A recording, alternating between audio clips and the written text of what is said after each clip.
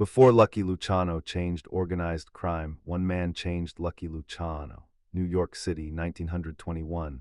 A young gangster named Charlie Luciano was running bootleg liquor with Mayor Lansky and building a reputation on the Lower East Side as someone smart enough to be dangerous. He was 24 years old, ambitious, street sharp, and operating the way every other gangster operated, through muscle, intimidation, and the brute force economics of prohibition. He was good at it. But he wasn't yet great. He hadn't yet understood the difference between running a criminal operation and building a criminal empire, between being feared and being indispensable, between taking money and creating systems that generated money indefinitely. Then he met Arnold Rothstein, and everything changed. Rothstein was 40 years old, immaculately dressed, and operated from a table at Lindy's Delicatessen on Broadway like a king holding court. He didn't look like a gangster. He looked like a wealthy businessman, which in many ways he was, except his business happened to be illegal gambling, bootlegging narcotics, and financing the criminal enterprises of half the underworld. He was called the Brain and the Fixer. He'd allegedly fixed the 1919 World Series, the Black Sox scandal, though he was never convicted. He ran the most sophisticated criminal finance operation in America, lending money to gangsters who needed capital, taking a piece of their operations in return, and building a web of influence that reached into politics, law enforcement, and high society. Rothstein saw something in Luciano that most people missed, not just street toughness or physical courage. He saw a mind, a strategic intelligence that was being wasted on small-time bootlegging when it could be building something lasting. He decided to teach him. But the real story was never only about what Rothstein taught. The relationship between Rothstein and Luciano wasn't warm in a traditional sense. Rothstein wasn't a father figure or a friend. He was a mentor in the oldest, most demanding sense of the word, someone who transfers knowledge through challenge, expectation, and the deliberate creation of situations where the student must rise or fail. He didn't coddle Luciano. He tested him. He gave him problems to solve and watched how he solved them. He exposed him to ways of thinking about criminal enterprise that no street education could provide. The first lesson was the most fundamental: crime is a business. Not a lifestyle, not an identity, not a war, a business, and like any business, it succeeds or fails based on the same principles that govern legitimate commerce: supply and demand, risk management, capital allocation, organizational structure, customer relationships, brand protection. These weren't concepts that 1920s gangsters typically discussed. They were getting rich from prohibition's chaos and spending that wealth as fast as it came in. Rothstein saw further. He understood that the chaos was temporary, but the opportunity to build lasting structures was permanent. He explained to Luciano that the gangsters who would survive Prohibition's end, because he was certain it would end, were the ones who used the easy money of bootlegging to build diversified criminal enterprises: gambling, narcotics, labor racketeering, political corruption, real estate through dirty money, any revenue stream that didn't depend on the continued illegality of alcohol. Luciano listened. He absorbed, and slowly the street gangster began thinking like an executive. What happened next changed the meaning of everything that came before. The second lesson was about relationships. Rothstein operated across ethnic and social lines in ways that most criminals refused to consider. He lent money to Italian gangsters and Jewish bootleggers alike. He had connections to Irish political machines and WASP financial institutions. He moved between worlds that normally stayed separated by mutual suspicion and historical enmity. And he did it because he understood that limiting your relationships limited your opportunities. For Luciano, this was revolutionary. He'd already begun forming cross-ethnic partnerships with Mayor Lansky and others, but Rothstein showed him the full potential of that approach, not just working with people from different backgrounds, but actively seeking out the best minds regardless of where they came from, building a network based on competence and trust rather than ethnicity and tradition. Rothstein introduced Luciano to politicians, corrupt police officials, and legitimate businessmen who were willing to look the other way for the right price. He showed him how to corrupt systems rather than fight them. How to make yourself useful to people in power rather than simply threatening them. How to build the kind of relationships that made prosecution difficult because too many important people had reasons to protect you. These weren't lessons from a textbook. They were demonstrations conducted in real time, with real money and real consequences. Rothstein would take Luciano to meetings and let him watch, then he'd explain afterward what had happened beneath the surface of the conversation, who had what motivation, who was vulnerable to what pressure, how the invisible architecture of corrupt relationships actually worked. The confidence in his presence did not mean certainty existed within him. The third and most important lesson was about thinking long-term in a world that rewarded short-term thinking. Every gangster Luciano knew operated in the present tense. They wanted money now, respect now, territory now. Planning beyond the next 6 months was considered unnecessary and possibly dangerous. You might not live that long. This mentality produced constant warfare over immediate gains and prevented anyone from building institutions that could endure. Rothstein thought in decades. He invested in political careers that might not pay off for years. He built relationships with people who were currently unimportant but would eventually matter. He created financial structures that would generate returns long after the initial investment. He was essentially operating a criminal investment portfolio, diversified across time horizons as well as criminal categories. He told Luciano, "The men who run things don't do things. They build systems that do things. The man who personally robs banks gets caught eventually.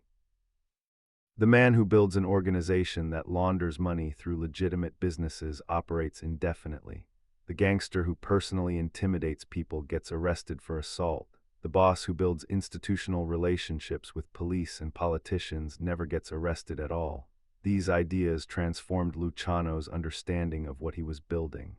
He thought he was becoming a powerful gangster. Rothstein showed him he could become something more lasting, an institution, but there was something no one around them could fully understand. The relationship had limits. Rothstein was ultimately a loner, a man who trusted his own judgment above all others and kept his deepest strategies to himself. He shared knowledge with Luciano, but not everything. He used the young gangster as a capable operator in his network while remaining always the architect, always the one who held the full picture while others saw only pieces. That dynamic would become important later, because Luciano absorbed Rothstein's lessons but eventually surpassed them. Where Rothstein remained a solo operator, the brilliant individual at the center of a web, Luciano understood that truly lasting power required collective structures, not one man at the center. Governing body of equals bound by rules they all agreed to follow. The commission was, in some ways, the answer to what Rothstein never solved. How do you build a criminal organization that survives the death or removal of any individual? Rothstein's empire died with him. Luciano's commission survived his imprisonment, his deportation, and his death, but that innovation required standing on Rothstein's shoulders first. He built a world that looked controlled, even while carrying burdens no one could see. Arnold Rothstein's death came suddenly and remains officially unsolved. November 4, 1928. He was shot at the Park Central Hotel in Manhattan during or after a poker game. He stumbled into the lobby, bleeding from a bullet wound in his stomach, and refused to tell police who'd shot him. "You stick to your trade and I'll stick to mine," he told the detective who questioned him. He died 2 days later without naming his killer. The underworld was shocked, not because Rothstein had been killed. Violent death was always possible, but because of who he was and how invulnerable he'd seemed. Rothstein had operated for decades in the most dangerous world imaginable without being touched. He'd survived by being too valuable to everyone, too connected to be safely eliminated. His death suggested either that his protective network had failed, or that someone had decided his value was now less than his liability. The killer was never officially identified. Theories pointed to several suspects: a gambler named George McManus who lost heavily at the poker game and supposedly owed Rothstein money, a bootlegger whose deal had gone wrong, even organized crime figures who feared Rothstein knew too much. The truth probably involved a combination of motives and players the incomplete investigation never unraveled. What's certain is what happened after. What people called legendary often began as something deeply personal. Rothstein's death created the most significant power vacuum in American criminal history. His network of relationships, political, financial, criminal, was suddenly available to whoever could claim it. His operations needed new leadership. His contacts needed new patrons. His financial arrangements needed new guarantors. And the vast web of influence he'd spent decades building was suddenly up for grabs. Lucky Luciano moved faster than anyone else. He wasn't the only one who tried to inherit Rothstein's network. Several other gangsters saw the same opportunity, but Luciano had the advantage of having been mentored directly by Rothstein. He understood the network better than outsiders could. He knew which relationships mattered most. He knew how the financial arrangements worked. He understood the political connections and how to maintain them. Within months of Rothstein's death, Luciano had absorbed key parts of his mentor's operation. The political connections became Luciano's connections. The financial infrastructure became the foundation for Luciano's expanding empire. The approach to corruption, making yourself useful rather than merely threatening, became Luciano's operational philosophy.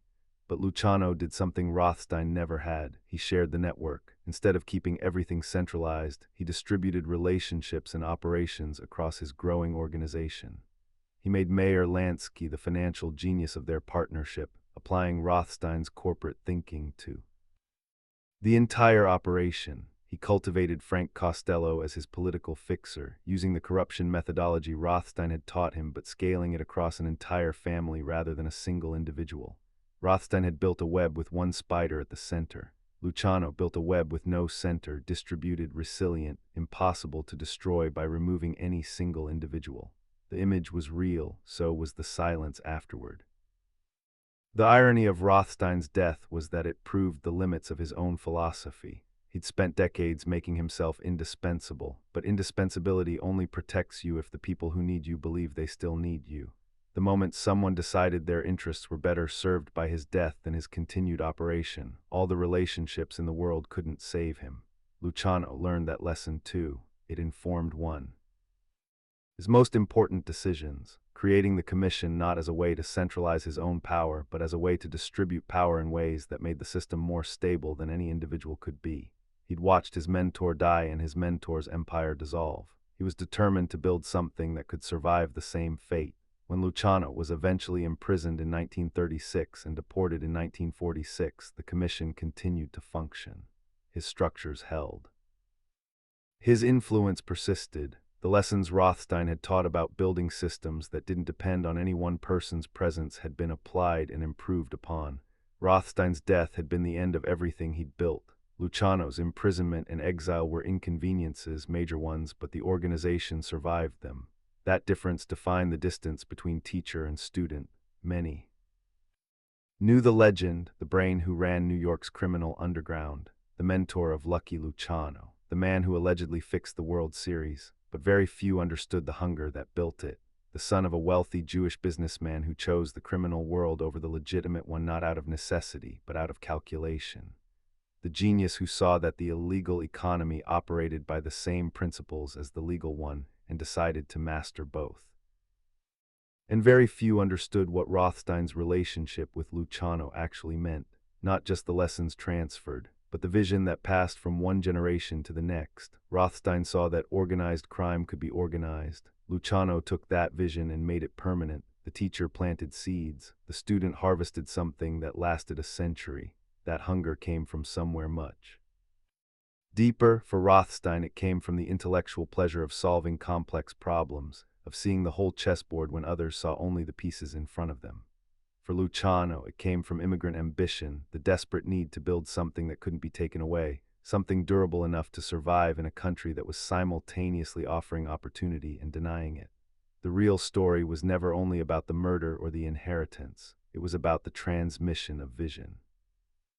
The idea that crime could be something more than individual acts of violence or theft, that it could be organized, institutionalized, made sustainable. Rothstein gave Luciano that idea, and Luciano built it into something that shaped American organized crime for the next century. When Luciano stood in that room in 1931, proposing the commission to 7 skeptical mob bosses, he was drawing on every lesson Rothstein had taught him. Think long-term, build systems, distribute power, make everyone more valuable through cooperation than competition. It was Rothstein's philosophy, applied at a scale Rothstein himself never attempted. And when the commission survived Luciano's imprisonment, survived his deportation, survived his death, it proved that the teacher's wisdom had been well learned. Rothstein built things that ended when he died. His student built things that outlasted him by decades. The confidence in their presence did not mean certainty existed within them. Arnold Rothstein never knew what he created when he began teaching that young gangster from the Lower East Side. He saw potential in Luciano, but couldn't have imagined the full scale of what that potential would become.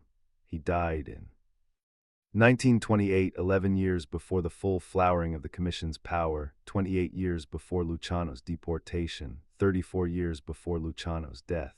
He never saw what he'd planted grow into, but the legacy was undeniable. Every criminal structure Luciano built carried Rothstein's fingerprints: the corporate thinking, the cross-ethnic cooperation, the use of corruption rather than confrontation, the long-term planning. The understanding that crime is business, subject to the same economic principles as legitimate enterprise. Lucky Luciano is remembered as the architect of modern organized crime, and he was, but architecture requires tools, and someone had to provide them. Arnold Rothstein was that someone, the murdered genius who taught Luciano everything that couldn't be learned on the street, the teacher whose death gave his student both the resources and the hard-learned lesson to become something greater than both of them had imagined. The World Series may or may not have been fixed. The poker game debt may or may not have been the true motive for his murder. The killer was never definitively named. But one thing is certain. When Arnold Rothstein died at the Park Central Hotel on November 6, 1928, he left behind one student who was ready to use everything he'd learned. And that student used it to reshape American organized crime forever, not because Rothstein's death freed him, but because Rothstein's life had prepared him.